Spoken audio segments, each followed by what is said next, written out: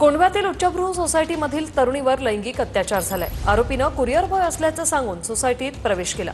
या घटनेनंतर आरोपीनं तरुणीच्या मोबाईलमध्ये सेल्फीही काढला आणि मी पुन्हा येईन असं टाईपही केलं।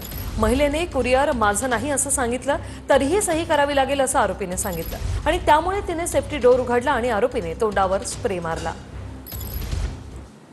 पोलीस स्टेशनला भारतीय न्याय संहितेचे कलम 64, 77 आणि 351 2 अन्वये गुन्हा दाखल करण्यात आलेला आहे। काल रात्री सायंकाळी 7:30च्या सुमाराचा प्रकार आहे।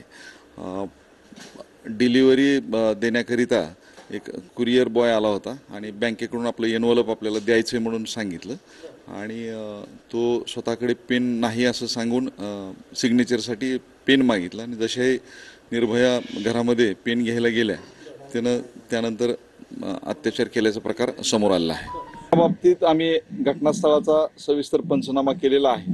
त्या ठिकाणी आयकार बोलवण्यात आली होती, फोरेन्सिक एक्सपर्ट्स बोलवण्यात आलेले होते। त्याचबरोबर निर्भयाचा मोबाईलही आम्ही तपासलेला आहे। आपण म्हणता त्याप्रमाणे त्यामध्ये एक फोटो आढळून आलेला आहे, ज्यामध्ये आरोपीनं लिहिलेलं आहे की मी पुन्हा येईल आणि जर ही घटना सांगितली, लीक केली तर मी सदरचा फोटो व्हायरल करेन। मोबाईलमध्ये जे फोटो डाटा मिळालेला आहे त्याचंही विश्लेषण चालू आहे। आमची जवळपास 10 पथकं आरोपीच्या मागावरती आहे।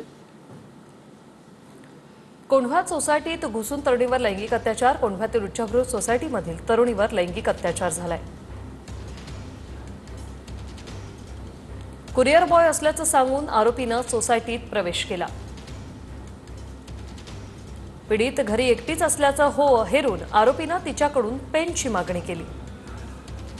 पीडितेने सेफ्टी डोर ओपन केला तेवढ्यात आरोपीनं स्प्रे मारून तरुणीला बेशुद्ध केलं। आरोपीनं घरात प्रवेश करून तरुणीवर लैंगिक अत्याचार केले। घटनेनंतर आरोपीनं तरुणीच्या मोबाईलमध्ये सेल्फी काढून मी पुन्हा येईन असं टाईप केलं। आरोपीने बेशुद्ध करण्यासाठी कोणता स्प्रे वापरला याचा तपास सुरू असल्याचं पोलिसांनी म्हटलंय। आरोपी पीडित महिलेच्या ओळखीचा होता का, हा तपास सुरू असल्याचंही पोलीस म्हणतात। सोसायटीमधील सीसीटीव्ही हस्तगत लवकरच आरोपीला अटक करू असं पोलिसांनी सांगितलंय। आरोपीचे वय अंदाजे 25 असण्याची शक्यता आहे। आरोपीच्या शोधासाठी पोलिसांची 10 पथकं रवाना झालीत।